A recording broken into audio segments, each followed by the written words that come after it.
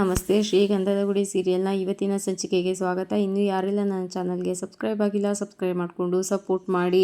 ಚಂದನ ಕೈನ ಆರೆ ಹಿಡ್ಕೊಂಡಿರ್ತಾನೆ, ಅದನ್ನು ಚಂದನ ಬಿಡಿಸ್ಕೊತಾಳೆ ಕೋಪ ಮಾಡಿಕೊಂಡು. ಅದಕ್ಕೆ ಚಾನ್ಸ್, ದಯವಿಟ್ಟು ನನ್ನ ಜೊತೆ ಬಾ ಚಾನ್ಸ್, ಕಾರ್ ಹತ್ತು ಚಾನ್ಸ್, ನಾನು ನಿನ್ನನ್ನು ಕರ್ಕೊಂಡು ಹೋಗ್ತೀನಿ, ಆಸ್ಟ್ರೇಲಿಯಾ ಕರ್ಕೊಂಡು ಹೋಗ್ತೀನಿ, ನನ್ನ ಜೊತೆ ನೀನು ಇದ್ದಿದ್ದರೆ ಎಷ್ಟು ಚೆನ್ನಾಗಿರ್ಬೋದಿತ್ತು, ಇಲ್ಲಿ ಇರಬೇಕಾ ನೀನು ಅಂತ ಹೇಳಿದ್ದಕ್ಕೆ ಈಗ ನಾನು ಮರ್ಯಾದೆಯಿಂದ ಹೇಳ್ತಾ ಇದ್ದೀನಿ, ನೀನು ನಿನ್ನ ಈ ಕಿತ್ತೋಗಿರೋ ಗ್ಯಾಂಗು ನಮ್ಮಣ್ಣ ಎಲ್ಲರನ್ನೂ ಕರ್ಕೊಂಡು ಇಲ್ಲಿಂದ ಹೊರಡ್ತಾ ಇರೋ ಅಂತ ಚಂದನ ಬೈತಾಳೆ. ಅದಕ್ಕೆ ಇಲ್ಲ ಚಾನ್ಸ್, ನಾನು ಹೋಗಲ್ಲ, ನಿನ್ನನ್ನು ಬಿಟ್ಟು ನಾನು ಎಲ್ಲೂ ಹೋಗಲ್ಲ, ನನಗೆ ಆಗೋದಿಲ್ಲ, ನಿನ್ನನ್ನು ಬಿಟ್ಟಿರೋಕೆ ಆಗ್ತಾ ಇಲ್ಲ ಚಾನ್ಸ್, ಅರ್ಥ ಮಾಡ್ಕೋ ಚಾನ್ಸ್, ನನಗೆ ಫ್ಲರ್ಟ್ ಮಾಡಿ ರೋಸ್ ಇಟ್ಕೊಂಡು ಪ್ರಪೋಸ್ ಮಾಡಿ ಆ ಥರ ಎಲ್ಲ ಮಾಡೋಕ್ಕೆ ಬರೋದಿಲ್ಲ, ಅದೆಲ್ಲ ನನಗೆ ಗೊತ್ತಿಲ್ಲ, ಐ ಲವ್ ಯು ಚಾನ್ಸ್ ಅಂತ ಮಂಡಿ ಊರಿ ಹೇಳೋಕೆ ಹೋಗ್ತಾನೆ. ಆಮೇಲೆ ಮತ್ತೆ ಡರ್ಟಿ ಅಂತ ಎದ್ದು ನಿಂತ್ಕೊಂಡು ಐ ಲವ್ ಯು ಚಾನ್ಸ್, ದಯವಿಟ್ಟು ನನ್ನ ಜೊತೆ ಬಾ, ನಿನ್ನನ್ನು ಮಹಾರಾಣಿ ಥರ ನೋಡ್ಕೊತೀನಿ, ನೀನು ಅಲ್ಲಿ ಪ್ಯಾಲೇಸಲ್ಲಿ ಇರ್ಬೋದಿತ್ತು, ನನ್ನನ್ನು ಬಿಟ್ಟು ಇಲ್ಲಿ ಬಂದಿದ್ಯಾ, ನಿನಗೆ ಈ ಲೈಫ್ ಬೇಕಾ, ಈಗ ಮುರುಕ್ಲು ಮನೆ ಆ ಕಿತ್ತೋಗಿರೋ ಡ್ರೈವರು ಬೇಕಾ ನಿನಗೆ, ನೋಡು ಇಲ್ಲಿ ನೀನು ಚಾಪೆ ಕೆಳಗಡೆ ಕೂತ್ಕೊಂಡು ಲೈಟ್ ಬೆಳಕಲ್ಲಿ ತಗಡು ಕೆಳಗಡೆ ನೀನು ಊಟ ಮಾಡ್ತಾ ಇದೆಯಾ, ಅಲ್ಲಿದ್ದರೆ ನೀನು ಪ್ಯಾಲೇಸಲ್ಲಿ ಊಟ ಮಾಡ್ಬೋದಿತ್ತು, ಬಾ ಚಾನ್ಸ್, ನನ್ನ ಜೊತೆ ಬಾ ಚಾನ್ಸ್ ಅಂತ ಹೇಳಿ ಕೈನ ಹಿಡ್ಕೊತಾನೆ. ಅಂದರೆ ಚಂದನ ಮಾತ್ರ ಬಿಡೋ ನನ್ನ ಕೈನ ಅಂತ ಕೈನ ಬಿಡಿಸ್ಕೊತಾಳೆ. ದಯವಿಟ್ಟು ಹೀಗೆ ಅನ್ಬೇಡ, ಬಾ ಚಾನ್ಸ್, ಬಾ ಚಾನ್ಸ್, ನಾನು ನಿನ್ನನ್ನು ಅಲ್ಲಿ ಕರ್ಕೊಂಡು ಹೋಗ್ತೀನಿ ಅಂತ ಹೇಳ್ತಾನೆ ಇರ್ತಾನೆ. ನಾನು ನಿನ್ನ ಜೊತೆ ಬರಲ್ಲ ಅಂದರೆ ಬರಲ್ಲ ಅಷ್ಟೇ, ನೀನು ಮತ್ತೆ ನೀನು ಎಂಥ ಚೀಪ್ ಮೆಂಟಾಲಿಟಿಯವನು ಅಂತ ಪ್ರೂವ್ ಮಾಡ್ಕೊತಾನೆ ಇದೆಯಲ್ಲ, ನಾನು ನಿನ್ನ ಜೊತೆ ಬರಲ್ಲ, ಇಲ್ಲಿಂದ ಹೊರಟೋಗು ಅಷ್ಟೇ, ನೀನೇನಾದರೂ ಇಲ್ಲಿಂದ ಹೋಗಲಿಲ್ಲ ಅಂತ ಅಂದರೆ ಇನ್ಸ್ಪೆಕ್ಟರ್ ಕಾಳಿಗೆ ಫೋನ್ ಮಾಡಬೇಕಾಗುತ್ತೆ ಅಂತ ಹೇಳಿದ್ದಕ್ಕೆ ಆರ್ಯ ಅಯ್ಯೋ ನನ್ನ ಲೈಫ್ಗೆ ವಿಲನ್ನು ಈ ಕಿತ್ತೋ ಡ್ರೈವರ್ ಮಾತ್ರ ಅಂದ್ಕೊಂಡಿದ್ದೆ, ಆ ಇನ್ಸ್ಪೆಕ್ಟರ್ ಹೌದು, ಬಾ ಚಂದನ ಅಂತ ಕರೆದಿದ್ದಕ್ಕೆ ಗೆಟ್ ಲಾಸ್ಟ್ ಅಂತ ಕಿರ್ಚ್ಕೊತಾಳೆ. ಆರ್ಯ ಶಾಕ್ ಆಗಿ ಹಾಗೆ ನಿಂತ್ಕೊತಾನೆ. ಈ ಕಡೆ ಫೈಟ್ ನಡೀತಾನೆ ಇರುತ್ತೆ, ಎಲ್ಲರಿಗೂ ಆ ರೌಡಿಗಳು ಹೊಡಿತಾನೆ ಇರ್ತಾರೆ. ಆಗ ನಟರಾಜಗೆ ತುಂಬಾ ಕೋಪ ಬರ್ತಾ ಇರುತ್ತೆ. ತಟ್ಟೆಲಿದ್ದ ಮುದ್ದೆನ ಚೆನ್ನಾಗಿ ಪ್ರೆಸ್ ಮಾಡಿ ಅಲ್ಲಿಂದ ಎದ್ದು ನಿಂತು ಸೈಕಲ್ನ ತೊಗೊಂಡು ಎಲ್ಲರಿಗೂ ಹೊಡೆಯೋದಕ್ಕೆ ಬರ್ತಿರ್ತಾರೆ. ಎಲ್ಲರೂ ಶಾಕಾಗಿ ನಿಂತ್ಕೊತಾರೆ, ಯಾರಿದು ಈ ಥರ ಹೊಡಿತಾ ಇರೋದು, ಏನರ ನನ್ನ ಮಕ್ಕಳು ಮೇಲೇ ಕೈ ಮಾಡೋಕ್ಕೆ ಬರ್ತಿರ್ತೀರಾ, ಟೈರ್ ಕೆಳಗಡೆ ಸಿಕ್ಕಿರೋ ನಿಂಬೆ ಹಣ್ಣು ಥರ ತುಳ್ದು ಹಾಕ್ಬಿಡ್ತೀನಿ ನಿಮ್ಮನ್ನೆಲ್ಲ, ಏನು ಅಂದ್ಕೊಂಡಿದ್ದೀರಾ. ಈ ನಟರಾಜಗೆ ಕೋಪ ಬಂದರೆ ಆಯುಧನ ತಗೊಳ್ಳೋದಿಲ್ಲ, ಅವನೇನೆ ಆಯುಧ ಹಾಕ್ತಾನೆ ಅಂತ ಅಂದ್ಬಿಟ್ಟು ಎಲ್ಲರಿಗೂ ಹೊಡೆದಾಕಂಗ ಎಲ್ರಿಗೂ ತುಂಬಾ ಶಾಕ್ ಆಗುತ್ತಂತೆ. ಕಲ್ಯಾಣಿ ಅವರಣ್ಣ ಎಲ್ಲರೂ ಶಾಕ್ ಆಗಿ ನಿಂತ್ಕೊಂಡು ನೋಡ್ತಾ ಇರ್ತಾರೆ. ಅವರು ನಡ್ಕೊಂಡಿದ್ದನ್ನ ನೋಡಿ ಅಲ್ಲಿದ್ದ ರೌಡಿಗಳೆಲ್ಲರೂ ಓಡೋಗ್ಬಿಟ್ಟು ನಿಂತಾರೆ. ಅದನ್ನು ನೋಡಿ ದಾಸ್ ಮತ್ತು ಆರ್ಯಗೆ ಬೇಜಾರಾಗುತ್ತೆ, ಹಾಗೆ ಭಯನೂ ಆಗುತ್ತೆ. ಆರ್ಯ ಮಾತ್ರ ತನ್ನಲ್ಲಿ ಇದ್ದ ಒಂದು ದೊಣ್ಣೆನ ತೆಗೆದು ನಟರಾಜ್ ಅವ್ರಿಗೆ ಹೊಡೆಯೋಕ್ಕೆ ಅಂತ ಹೋಗ್ತಾನೆ. ಅಡ್ಡಕ್ಕೆ ಮಹಿ ಅಪ್ಪ ಅಂತ ಓಡ್ ಬಂದು ತನ್ನ ತಲೆಗೆ ಪೆಟ್ಟು ಮಾಡ್ಕೊತಾನೆ. ಅದನ್ನು ನೋಡಿದಾಗ ನಟರಾಜ್ ಅವರು ಮತ್ತು ಮನೆಯವರೆಲ್ಲರೂ ಮಹಿ ಅಂತ ಅವ್ರ ಕಡೆ ಗಮನ ಕೊಡ್ತಿರ್ತಾರೆ. ಆಗ ನಟರಾಜ್ ಅವರು ಮಷ್ನ ಹಿಡಿದು ನನ್ನ ಮಕ್ಕಳ ಬರ್ರೋ ಅಂತ ಎತ್ಕೊತಾರೆ. ಆಗ ದಾಸ್ಗೆ ಮತ್ತು ಆರ್ಯಗೆ ತುಂಬಾ ಭಯ ಆಗಿ ಕಾರ್ನ ಹತ್ಕೊಂಡು ಭಯದಿಂದ ಓಡೋಗ್ಬಿಡ್ತಾರೆ. ಇಲ್ಲಿ ಮಹಿಗೆ ತಲೆಗೆ ಪೆಟ್ಟಾಗಿರುತ್ತೆ. ಅದನ್ನು ನೋಡಿ ಮಹಿ ಅಂತ ಎಲ್ಲರೂ ಗಾಬರಿ ಆಗಿ ಮಹಿನ ನಾನು ಹಾಸ್ಪಿಟಲ್ ಕರ್ಕೊಂಡು ಹೋಗ್ತೀನಿ ಅಂತ ಮತ್ತೆ ಕಂಟಿ ಹೋಗ್ತಾರೆ. ಮುತ್ತು ನಾನು ಬರ್ತೀನಿ ಅಂತ ಹೇಳಿದಾಗ ಬೇಡ ಅಣ್ಣ ನೀನು ಅದಕ್ಕೆ ನಾವು ನೋಡ್ಕೊ ಅಂತ ಅಂದ್ಬಿಟ್ಟು ಅವರಿಬ್ಬರೇ ಹೊರಟೋಗ್ತಾರೆ. ಅಲ್ಲಿ ನಿಂತಿದ್ದ ಹೆಂಗಸರುಗಳೆಲ್ಲರೂ ಈ ಮನೆಯಂತೂ ಉದ್ಧಾರ ಆಗಲ್ಲ ಬಿಡಿ ಅಂತ ಹೇಳ್ತಾರೆ. ಅದಕ್ಕೆ ಇನ್ನೊಬ್ಬರು ಈಗ ತಾನೇ ಹೇಳಿದೆ ಈ ಮನೆ ಉದ್ಧಾರ ಆಗುತ್ತೆ ಅಂತ, ಇವಾಗ ಹಿಂಗೆ ಹೇಳ್ತಾ ಇದೆಯಲ್ಲ ಅಂತ ಹೇಳಿದ್ದಕ್ಕೆ ಅಯ್ಯೋ ಬಿಡು, ಇನ್ನೆಲ್ಲಿ ಈ ಮನೆ ಉದ್ಧಾರ ಆಗುತ್ತೆ, ಅಪ್ಪನಂತೆ ಮಕ್ಕಳುಗಳು ಇಂಥ ಮಕ್ಕಳಿದ್ರೆ ಎಲ್ಲಿ ಮನೆ ಉದ್ಧಾರ ಆಗುತ್ತೆ, ಪಾಪ ಅವಳ ಕತೆ ಅಷ್ಟೇನೆ ಅಂತ ಮಾತಾಡ್ತಾ ಇರ್ತಾರೆ. ಅದನ್ನು ಕೇಳಿಸ್ಕೊಂಡಿದ್ದ ನಟರಾಜ್ ಅವರು ಏನು ಮಾತಾಡ್ತಾ ಇದ್ದೀರಾ, ಕಣ್ಣು ಮುಚ್ಚಿ ಕಣ್ಣು ಬಿಡೋದ್ರೊಳಗಡೆ ಇಲ್ಲಿಂದ ಎಲ್ಲರೂ ಹೊರಟೋದ್ರೆ ಸರಿ, ಇಲ್ಲ ಅಂದರೆ ನನ್ನನ್ನು ಬೇರೆ ಥರನೇ ನೋಡಬೇಕಾಗತ್ತೆ ನೀವು ಅಂತ ಬೈತಾರೆ. ಆಗ ಅಲ್ಲಿದ್ದ ಕಲ್ಯಾಣಿ ಮತ್ತು ಅವ್ರ ಅಣ್ಣ ಅಲ್ಲಿದ್ದ ಎಲ್ಲರೂ ಓಡೋಗ್ಬಿಟ್ಟು ನಿಂತಾರೆ. ಚಂದನಾಗೆ ತುಂಬಾ ಬೇಸರ ಆಗುತ್ತೆ. ಅಲ್ಲಿ ಪಾತ್ರೆಗಳೆಲ್ಲ ಚಲ್ಲಾಪಿಲ್ಲಿ ಆಗಿರುತ್ತೆ, ಅದನ್ನ ನೋಡಿ ಬೇಜಾರು ಮಾಡ್ಕೊತಾ ಇರ್ತಾಳೆ. ನಟರಾಜ್ ಅವರು ಚಂದನ ಹತ್ರ ಯಾರವರು ನಿಮ್ಮ ಅಣ್ಣನ ಅಂತ ಕೇಳಿದಾಗ ಹೌದು ಅಂತ ಹೇಳಿದ್ದಕ್ಕೆ ಇವತ್ತಂತೂ ನಿಮ್ಮ ಅಣ್ಣನ ತಿಥಿ ಊಟನ ನಿಮ್ಮ ಮನೆಯವ್ರಿಗೆ ಹಾಕಿಸ್ಬಿಡ್ತಾ ಇದ್ದೆ ಅಂತ ಹೇಳಿದಾಗ ಚಂದನಿಗೆ ತುಂಬಾ ಭಯ ಆಗುತ್ತೆ. ಅಪ್ಪ ದಯವಿಟ್ಟು ಸುಮ್ಮನೆ ಇರಿ ಅಪ್ಪ, ನೀವು ದಯವಿಟ್ಟು ಏನು ಮಾತಾಡ್ತಾ ಇದ್ದೀರಾ, ಸುಮ್ಮನೆ ಇರಿ ಅಂತ ಹೇಳಿದ್ದಕ್ಕೆ ಯಾಕೆ ದೊಡ್ಡ ಜನ ಅಂತ ದಿಮಾಕ ಅಂತ ಹೇಳಿದ್ದಕ್ಕೆ ಮುತ್ತು ಅಯ್ಯೋ ಅಪ್ಪ ನಿಮ್ಮ ದಮ್ಮಯ್ಯ ನಿಮ್ಮ ಕೈ ಮುಗಿತೀನಿ, ದಯವಿಟ್ಟು ಸುಮ್ಮನೆ ಇರಬೇಡಿ ಅಂತ ಹೇಳಿದಾಗ ನಟರಾಜ್ ಅವರು ಸುಮ್ಮನೆ ಆಗ್ತಾರೆ. ಅಷ್ಟರೊಳಗಡೆ ಮಹಿ ಬರ್ತಾನೆ.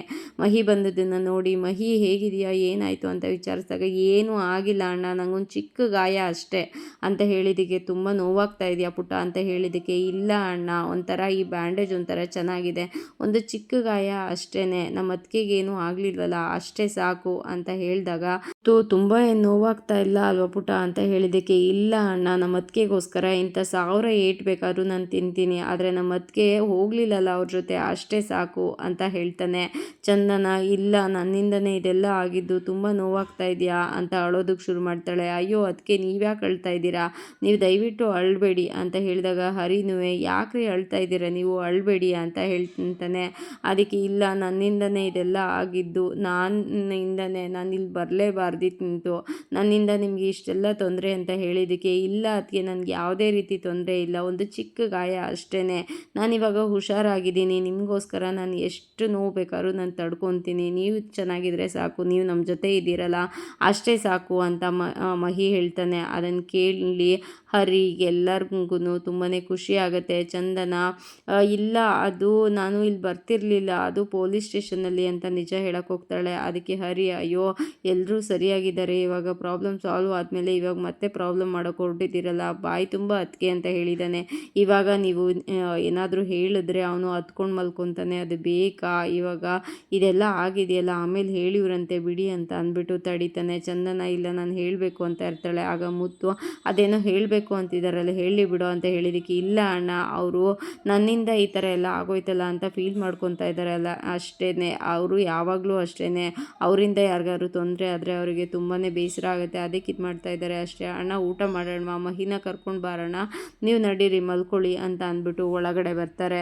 ನೀವು ಇವಾಗ ರೆಸ್ಟ್ ಮಾಡಿ, ಆದ್ರೂ ನಾನು ಅಂದ್ಕೊಂಡಿರ್ಲಿಲ್ಲ ನಿಮ್ಮ ಅಣ್ಣ ಆ ತಗಡು ನನ್ನ ಮಗ ಆರ್ಯ ಎಲ್ಲರೂ ಇಲ್ಲಿ ತನಕ ಹುಡ್ಕೊಂಡು ಬರ್ತಾರೆ ಅಂತ. ಅವರು ಬಂದು ಕೇಳಿದ ತಕ್ಷಣ ಯಾರೋ ಅಡ್ರೆಸ್ ಹೇಳಿಬಿಟ್ಟಿದ್ದಾರೆ ಅನಿಸುತ್ತೆ, ಇಲ್ಲಿವರೆಗೂ ಹುಡ್ಕೊಂಡು ಬಂದಿದ್ದಾರೆ, ಇವಾಗ ಅವರು ಕೊಟ್ಟಿರೋ ಏಟ್ಗೆ 1 ವಾರ ಬೇಕು ಅವ್ರು ಸುಧಾರಿಸ್ಕೊಳ್ಳೋಕ್ಕೆ, ಇನ್ನು ನಮ್ಮ ತಂಟೆಗೆ ಬರಲ್ಲ, ನೀವು ಆರಾಮಾಗಿ ರೆಸ್ಟ್ ಮಾಡಿ, ಈಗೆಲ್ಲ ಸರಿ ಹೋಯ್ತಲ್ಲ ಅಂತ ಹೇಳಿದ್ದಕ್ಕೆ, ಅದು ನನ್ನ ಹಾಸ್ಟೆಲ್ಗೆ ಯಾವಾಗ ಕರ್ಕೊಂಡು ಹೋಗ್ತೀರಾ ಅಂತ ಚಂದನ ಕೇಳ್ತಾಳೆ. ಅದಕ್ಕೆ ಹಾಸ್ಟೆಲ್ಲ, ಇವಾಗೆಲ್ಲ ಸಮಸ್ಯೆ ಸರಿ ಹೋಯಿತು ಅಂದರೆ ನೀವು ಹಾಸ್ಟೆಲ್ ಅಂತ ಇದ್ದೀರಲ್ಲ, ಇಲ್ಲೇ ಇರ್ಬೋದಲ್ಲ, ಇಲ್ಲಿರೋದಕ್ಕೆ ಏನು ಸಮಸ್ಯೆ ನಿಮಗೆ ಅಂದಿದ್ದಕ್ಕೆ, ಇಲ್ಲ ನನ್ನಿಂದ ಇಲ್ಲಿ ಎಲ್ರಿಗೂ ತೊಂದರೆ ಆಗ್ತಾ ಇದೆ, ಇವಾಗ ಮಹಿಗೆ ಏಟ್ ಬಿದ್ದಿದೆ, ನಾಳೆ ಇನ್ನೊಬ್ರಿಗೆ ಏಟ್ ಬಿದ್ದರೆ ಅದನ್ನು ನಾನು ಸಹಿಸ್ಕೊಳ್ಳೋಕ್ಕಾಗೋದಿಲ್ಲ, ನನ್ನಿಂದ ಬೇರೆಯವ್ರಿಗೆ ತೊಂದರೆ ಆಗೋದು ನನಗೆ ಇಷ್ಟ ಆಗೋದಿಲ್ಲ, ನಾನು ನಿಮಗೆ ಮುಂಚೆನೇ ಹೇಳಿದ್ದೀನಿ, ನಮ್ಮ ಅಪ್ಪ ನಮ್ಮ ಅಣ್ಣ ಎಲ್ಲರೂ ಹೇಗೆ ಅಂತ ಅವ್ರು ಅಂದ್ಕೊಂಡಿದ್ದನ್ನು ಸಾಧಿಸೋರು ಅವ್ರು ಮತ್ತೆ ತೊಂದರೆ ಕೊಡ್ತಾರೆ ಇವಾಗ ಅಂದಮೇಲೆ ನಾನು ಇಲ್ಲಿರೋದಿಲ್ಲ, ನನ್ನನ್ನು ಇವಾಗ ಹಾಸ್ಟೆಲ್ಗೆ ಯಾವಾಗ ಕರ್ಕೊಂಡು ಹೋಗ್ತೀರಾ ಅಂತ ಹೇಳಿದ್ದಕ್ಕೆ ಹರಿ, ಇಲ್ಲ ಅದೇನು ಸಮಸ್ಯೆ ಇಲ್ಲ ರೀ, ಈಗ ಅವ್ರಿಗೆ ಕೊಟ್ಟಿರೋ ಏಟ್ಗೆ ಅವ್ರು ಇನ್ನೂ 1 ವಾರ ಬೇಕಾಗುತ್ತೆ ಸುಧಾರಿಸ್ಕೊಳ್ಳೋಕ್ಕೆ,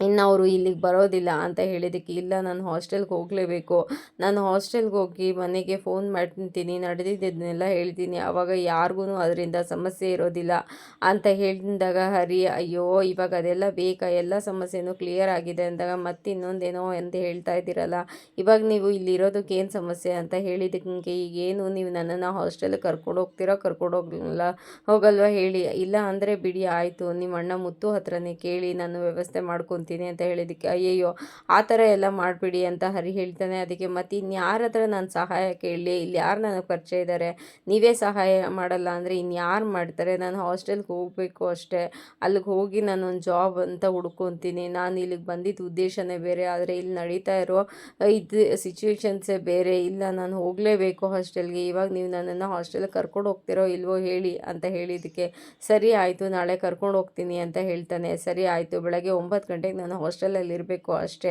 ಅಂತ ಚಂದನ ಹೇಳಿದ್ದಕ್ಕೆ, 9 ಗಂಟೆಗೆ ಆಗಲ್ಲ ಅಷ್ಟು ಬೇಗ ಅಂತ ಹೇಳಿದಾಗ, 9 ಗಂಟೆಗೆ ಆಗಲ್ವಾ, ನಂಗೆ ಅದೆಲ್ಲ ಗೊತ್ತಿಲ್ಲ, ನೀವು ಕರ್ಕೊಂಡು ಹೋಗ್ಬೇಕಷ್ಟೇ, ನನ್ನನ್ನು ಇವಾಗ ಇಲ್ಲಿಂದ ಕಳಿಸೋಕೆ ನಿಮ್ಗೆ ಇಷ್ಟ ಇದೆಯೋ ಇಲ್ವೋ ಅಷ್ಟೇ ಹೇಳಿ ಅಂತ ಹೇಳಿದ್ದಕ್ಕೆ, ಮನಸ್ಸಲ್ಲೇ ಹರಿ ನಾನು ಮನೆಯಲ್ಲಿ ಜಾಗ ಕೊಟ್ಟಿಲ್ಲ ರೀ ನಿಮಗೆ, ಮನಸ್ಸಲ್ಲಿ ಜಾಗ ಕೊಟ್ಟಿದ್ದೀನಿ, ಹೇಗೆ ನಿಮ್ಮನ್ನು ನಾನು ಕಳಿಸ್ಕೊಡೋಕ್ಕಾಗುತ್ತೆ ಅಂತ ಹೇಳಿ ಹೇಗಪ್ಪ ಮ್ಯಾನೇಜ್ ಮಾಡೋದು ಅಂತ ಯೋಚನೆ ಮಾಡ್ತಾ ಇರ್ತಾನೆ.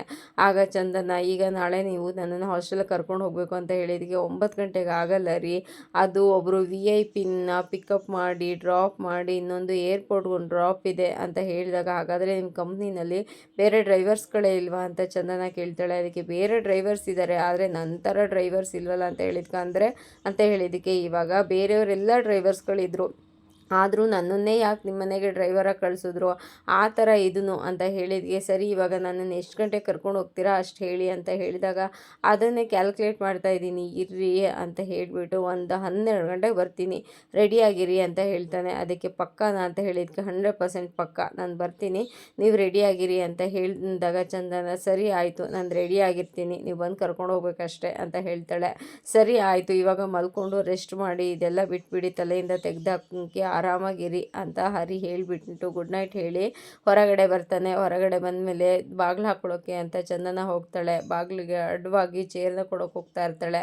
ಆಗ ಅಲ್ಲಿ ಚಿಲ್ಕ ಸರಿಯಾಗಿರೋದನ್ನ ನೋಡಿ ಹಾಕ್ಬಿಟ್ಟು, ಪರವಾಗಿಲ್ಲ ನನ್ನ ಕಷ್ಟನ ಅರ್ಥ ಮಾಡಿಕೊಂಡು ಇವರು ಚಿಲ್ಕನ ಸರಿ ಮಾಡಿಸಿದ್ದಾರೆ ಅಂತ ಸಮಾಧಾನನ ಮಾಡ್ಕೊತಾಳೆ.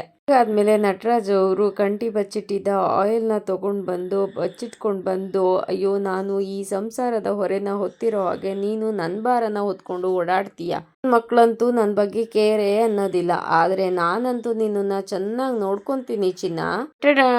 ನೋಡು ನಿನಗೋಸ್ಕರನೇ ತಂದಿದ್ದು ಬ್ರ್ಯಾಂಡೆಡ್ಡು, ಕಟಾರ ಪಟಾರ ಸೌಂಡ್ಗೆ ಇದೇ ಬ್ರ್ಯಾಂಡೆಡ್ ಹೇಳಿ ಸೈಕಲ್ಗೆ ಆಯಿಲ್ನ ಹಾಕ್ತಾ ಇರ್ತಾರೆ.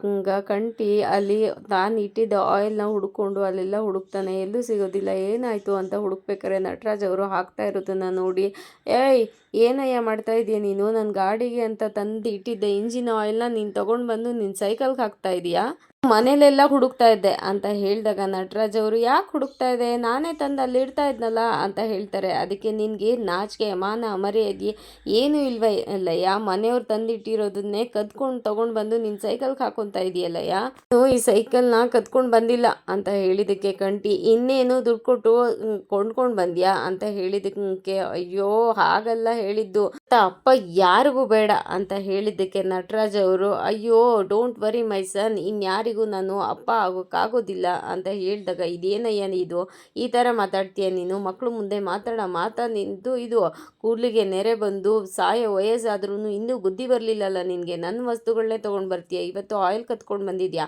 ನಾಳೆ ನಮ್ಮನ್ನೇ ಮಾರ್ಬಿಡ್ತೀಯ ಅಂತ ಅನ್ಸತ್ತಂತೆ, ನಿನ್ನನ್ನು ಮಾತ್ರ ನಾನು ಸುಮ್ಮನೆ ಬಿಡೋದಿಲ್ಲ, ನೀನು ಯಾಕೆ ನನ್ನ ಆಯಿಲ್ನ ತೊಗೊಂಡು ಬಂದೆ, ನೀನು ಅಪ್ಪ ಆಗಿರೋದಕ್ಕೆ ನಾಲಾಯಕು ಅಂತ ಕಾಲರ್ ಪಟ್ಟಿನ ಹಿಡಿದು ಹೊಡೆಯೋದಕ್ಕೆ ಅಂತ ಹೋಗ್ತಾನೆ. ಹಿಂದೆ ಚಂದನ ಬಂದಿರ್ತಾಳೆ. ಅದನ್ನು ನೋಡಿ ಸಡನ್ನಾಗಿ ಕಂಠಿ ರಿವರ್ಸ್ ಆಗಿ, ಅಯ್ಯೋ ಅಪ್ಪ ಯಾಕಪ್ಪ ನೀನು ಸೈಕಲ್ ರೆಡಿ ಮಾಡಬೇಕು ಅಂತ ಇದ್ದಿದ್ರೆ ನನ್ನನ್ನೇ ಕೇಳ್ಬೋದಿತ್ತಲ್ಲ, ನಾನೇ ರೆಡಿ ಮಾಡಿಕೊಡ್ತಾ ಇದ್ನಲ್ಲ, ಪಂಚೆನೂ ಸರಿಯಾಗಿ ಹಾಕ್ಕೊಂಡಿಲ್ಲ, ನಿನ್ನಂಥ ಅಪ್ಪನ್ನ ಪಡೆಯೋದಕ್ಕೆ ನಾವೆಲ್ಲರೂ ಪುಣ್ಯ ಮಾಡಿದ್ವಿ, ನಿನಗೆ ಸೈಕಲಲ್ಲಿ ಓಡಾಡೋಕ್ಕೆ ಕಷ್ಟ ಆಗ್ತಾ ಇದೆಯಾ, ಈ ಸೈಕಲಲ್ಲಿ ಯಾಕಪ್ಪ ಓಡಾಡಬೇಕು ನೀವು, ನಾನು ಡ್ರಾಪ್ ಮಾಡ್ತೀನಿ ನಿಮ್ಮನ್ನು, ಇನ್ನೊಂದು ಸಲ ಏನಾದ್ರು ಸೈಕಲ್ ರಿಪೇರಿ ಮಾಡಬೇಕು ಅಂದರೆ ನನ್ನನ್ನೇ ಕರೀರಿ, ಮುಂಚೆನೇ ಹೇಳಿದಿದ್ರೆ ನಾನೇ ರಿಪೇರಿ ಮಾಡಿಕೊಡ್ತಾ ಇದ್ನಲ್ಲ, ಯಾಕೆ ಇಷ್ಟೊಂದೆಲ್ಲ ತಲೆ ಕೆಡಿಸ್ಕೊಂಡ್ರಿ ನೀವು ಅಂತ ಹೊಗಳಕ್ಕೆ ಮಾತುಗಳನ್ನು ಆಡ್ತಾ ಇರ್ತಾನೆ. ಚಂದನ ಇದ್ದಾಳೆ ಅನ್ನೋ ಕಾರಣಕ್ಕೋಸ್ಕರ ನಟರಾಜ್ ಅವರು ಕನ್ಫ್ಯೂಸ್ ಆಗಿ ಹಾಗೆ ನಿಂತಿರ್ತಾರೆ. ಇದಾಗಿತ್ತು ಇವತ್ತಿನ ಸಂಚಿಕೆ. ಈ ಸಂಚಿಕೆ ಇಷ್ಟ ಆಗಿದ್ರೆ ಒಂದು ಲೈಕ್ ಕೊಟ್ಟು ಶೇರ್ ಮಾಡಿ, ಕಮೆಂಟ್ ಬಾಕ್ಸಲ್ಲಿ ಕಮೆಂಟ್ ಮಾಡಿ ತಿಳಿಸಿ ಹೇಗಾಗಿತ್ತು ಇವತ್ತಿನ ಸಂಚಿಕೆ ಅಂತ. ನಾಳಿನ ಸಂಚಿಕೆಯಲ್ಲಿ ಸಿಗೋಣ, ಅಲ್ಲಿವರೆಗೂ take care, bye, thank you.